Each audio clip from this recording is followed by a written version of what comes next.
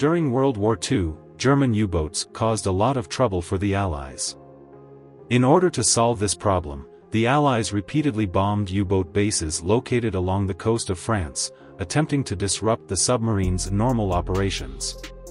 However, the U-boat bases, constructed by the Germans, were very sturdy, and regular bombs had difficulty causing effective damage.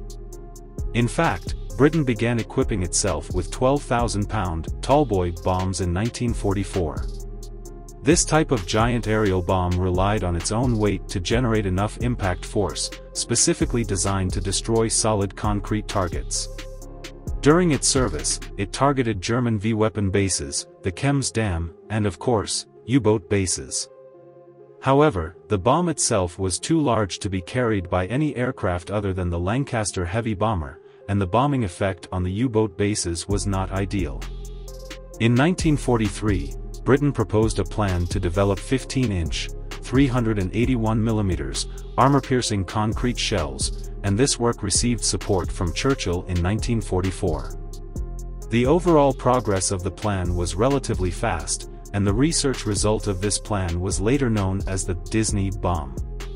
It was named as such because at the time, Walt Disney Studios produced a color-animated propaganda film called Victory Through Air Power, which included a segment showing the bomb penetrating a concrete fortress and destroying a U-boat base, precisely the combat effect that the development team hoped for.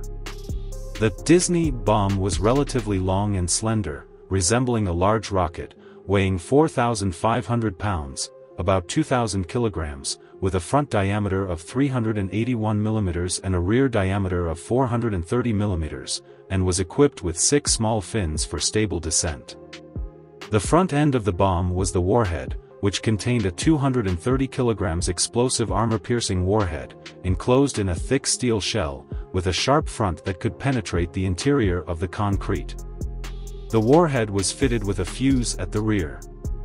Attached to the warhead was a rocket engine, with a total of 19 engines generating thrust, taken from 3-inch rockets.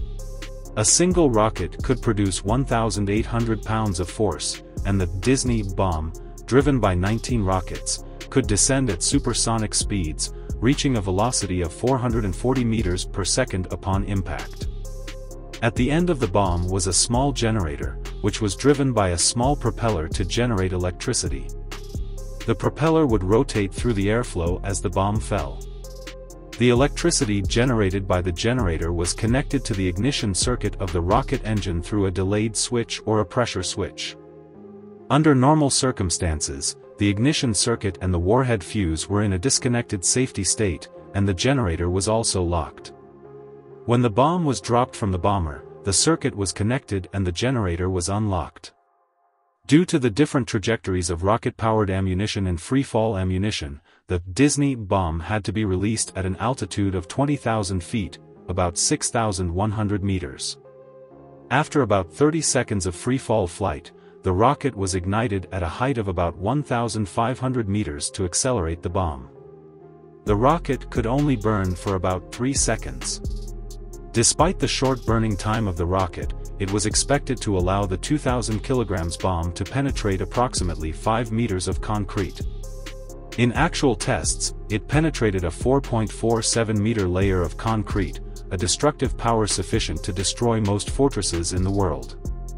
Interestingly, the user of the Disney bomb was the US military, and it was mounted on B-17 bombers.